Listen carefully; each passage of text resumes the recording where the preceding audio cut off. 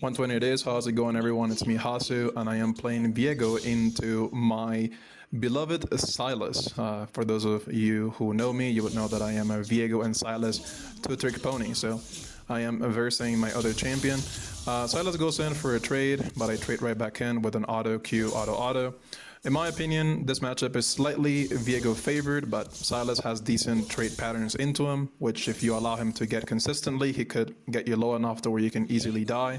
But I would say that if you're playing safe and you're cognizant of the fact that he can win short trades against you, you should be fine. You see that the way I'm posturing here is I'm trying to sort of bait him into coming in with the E, but I know that if he does, I can win the extended fight. I do W, auto, and thanks to having sudden impact, my auto attack actually does a fair bit of damage. I continue on just sort of weaving between my minions and his minions, kind of inviting him to do that precisely. I get auto and then W auto and then another Q. So I end up winning the trade even without needing to actually land my W on him, which is really good.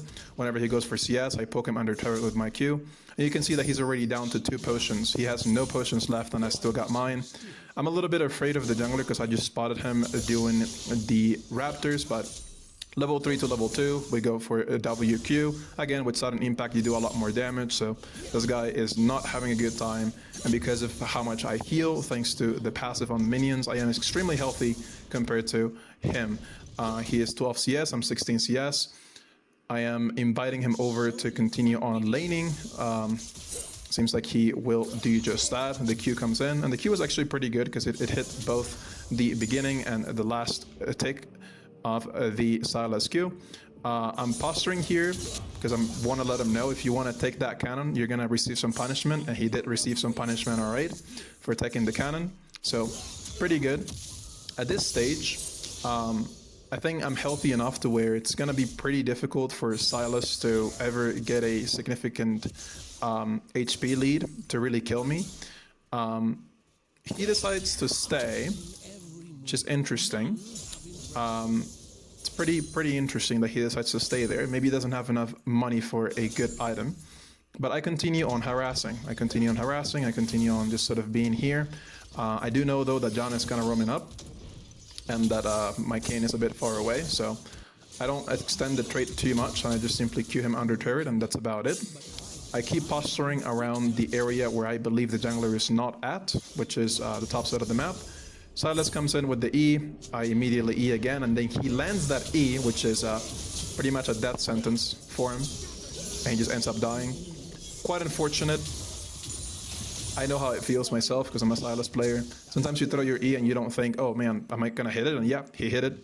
He doesn't have enough damage as it is to one-shot me, and if you can't one-shot me, then I just win the extended fight. Which is exactly what happened. End up getting the first kill. Against Sylas, you want to get Executioner's Sword pretty much every single time that you're versus him, because if you are constantly poking him with your Q, then you're reducing his healing whenever he does come in. And that is a very big portion of, let's say, Sylas's dynamic inside of lane is he can take trades and then heal with his W if he's maxing W, which is normal for him to do into melee matchups. And so there you go. Try to do a WQ, get a little bit of poke on him. Doesn't really end up working out. It is what it is. Right now, there is not much of a need for me to trade, for me to do anything, because the wave is pushing into me. I see a lot of people, they try to go in for trades when the wave is pushing into them, and that doesn't really make a lot of sense. So I'm just being patient, letting the wave push into me, relaxing, and that's pretty much it. I do ping my team that Sylas could be roaming. I decide to check it out for myself. I start roaming right behind them. Don't know how good of an idea that is, if I am being honest with you. Because it doesn't seem like there is much that I can do here anymore. It seems like the fight was already decided before I even got there, so this was a misjudgment by me. I think I should have stayed mid lane. I tried to leave a few enemy minions alive so that I wouldn't lose as much.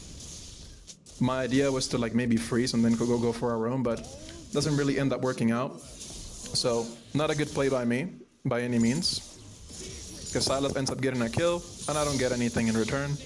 If I had stayed mid lane, I could have pushed the wave. Could have probably denied him 1 or 2 waves and then gotten a plate for myself.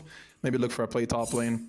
There were definitely different angles that I could have chosen from, but Ultimately, does not end up going that way because I choose to match the roam. So important to recognize when a roam is good and when a roam isn't. In that particular angle, the roam was not good. These guys are coming in for me. I was not expecting those guys to be there. So I pick my team, let's just back off because I already lost a lot of HP and they have a better map setup for the dragon to be taken. And we don't need to take the first dragon. Things are going well for us. So let's just play it safe is kind of what I'm thinking here. Let's just play it safe.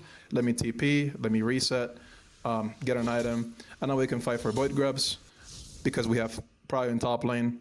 And so my teammates listen and this ends up working pretty well in our favor. Now in this matchup, like I mentioned, it's not as if it's unplayable for Sylas, because Sylas has really good trading patterns if he's allowed to have those into a champion like Viego. And so I'm aware of that, and I simply play it accordingly. Just play pretty safe. He goes in. We get a pretty decent amount of damage down on him. The W barely hits in between the minions, which is pretty good. He's level 7, so am I now. Things are looking pretty okay. We see that Kayn is fighting top lane. Rengar decides to ult top. And so now a fight is brewing. And this is just perfect, isn't it? W flash, get the first kill, get the jump, get another kill. And that's 2 for me now inside of this fight. 3-0. Extremely good for me. Sylas just pushes the wave, not much that he can do. I think that it was obviously Rengar's mistake. There is no way you ever go on Gragas right there, because he's too tanky. He's always gonna buy a lot of time. And Rengar, Vladimir with no items, it's just... they just don't have the damage to really kill Gragas, so... pretty bad decision there from Rengar. Rather costly too. You could argue that right there I didn't need to actually W flash and I could have just W ult. And you know what? That's a fair criticism. A lot of the times, the reason I W flash is because of the surprise factor. In case that, I don't know, let's say Vladimir has pull, or Rengar still has flash, or anything of that nature, then I kind of just want to secure the kill. And in wanting to secure it, I think that the element of surprise is quite important to achieve that goal. Right here, I'm still a little bit afraid of sort of Rengar popping out. I know that he doesn't have ulti, but the thing about Sylas is he can gap close really easily. And so you don't really feel safe in the middle of the lane, because he can just EW and then he's on top of you already. Rengar goes in. I'm trying to match the potential Sylas roam, but he's not moving. So I just go back to my lane. 66 CS, so I believe 50 something, so we're winning in CS, winning in kills. I W away from the other portion. Oh, never mind, he actually has more CS than me, now that I clicked on tab. It is what it is. This seems like a good, yep, this is pretty good. Oh, he is again. Not a very good decision by him. That's twice now. He is back and he has to just run away with his tail between the legs. Because Sylas just cannot win extended fights versus Viego. He can't. Especially not with his items. He's not farming.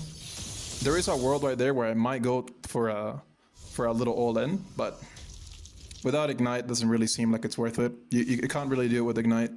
I very rarely go Ignite, even if I'm playing against something like Vladimir or Sylas, which there is an argument for running an Ignite against them. There is just no need. There is really no need. I think TP just grants you much better of an ability to play the game later on into the game. Pretty close to Kraken Slayer. Vladimir ends up flashing. Caitlyn's all on her own. There's not much that's happening right now. The laning phase can turn a little bit dull because you're both respecting each other so much that nothing really happens. Sylas already stole my ulti, so I know that he doesn't have the ability to steal my ulti. So I am extremely favored in this fight. But again, being a little careful, I W though. I ult in. He flashes out. I keep chasing because I'm thinking, there is nobody there, is there? Now I'm thinking to myself, that's a bit deep though. Let's just run away. Sylas runs away. At the end of the day, it's not too bad because he's gonna list this wave. And I could possibly even look for a plate here. Don't know what my decision is gonna be. I think I do look for the plate.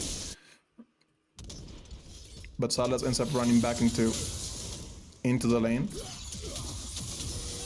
So, I'm not gonna get the plate. He might have TP, so he's gonna TP back in. But at least I get his TP back. So, pretty good. We're still getting summoners out of him. Still getting stuff out of him.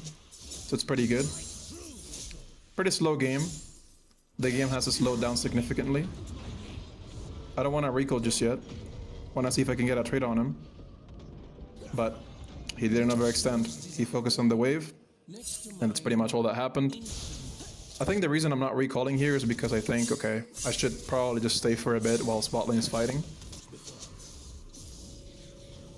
But now that I've got this much gold, probably wise to just go back and spend it. TP back to a lane. We're level 9, he's level 10. Should probably get level 10 off this wave as well. So we're pretty even in terms of HP. Dragon is up. Bacane is farming top lane. Karma is recalling. It's not a lot to do. Not a lot to do. And this is something that Assassin players do really well. And is that you don't see Rengar. Like, you don't see Rengar at all. Now, he's getting bodied, don't get it twisted. Like, my jungler is completely destroying him, but he's not showing. Oh, he just got Dragon, great. But I don't know where he is. And Rengar is the type of champion that he could be somewhere and then he could be nowhere. The reason I was moving the map like that is because I was trying to show there is no vision. Like, there is no vision at all. And so Karma going in for this play, when there is no vision, it just didn't make a lot of sense. Now Gragas comes in though. I know that with Gragas we could do something. People are coming in. Pretty good. WQ. That was a KS. If I've ever seen one. Don't judge my Rengar skills. Never played that champion in my life. Gonna go back mid lane. 1100 gold now. Probably enough to buy boots. But then again, I very rarely buy boots on Viego this early into the game. I usually finish them like 3rd or 4th. So I think there is more value in buying shield bow and rushing shield bow. Oh, right there, I could have like Q, auto, W, auto, and that would have been a sick trade. I use my E to make sure that Sylas doesn't roam to where my bot lane is, because you never want to allow them to roam for free. But bot lane turret got destroyed. So now that the bot lane turret is destroyed, I'm just gonna head on towards the bottom lane of the map. There is a ward there, and I don't know why I'm thinking that there is no ward there. It's clearly there, so not sure what I'm thinking here. There is no TP on me, so best I can do is just farm the wave, ensure that if Jinx is to roam, she loses her bot lane turret for it. Bit afraid of where everyone is, but I think I have a pretty good grasp since we just saw Karma top lane, so Jinx should be the only one here. But she's under turret, and they end up surrendering. So I don't know how useful this was, boys, but that's how you beat Sylas. You just kind of win in the standard fights.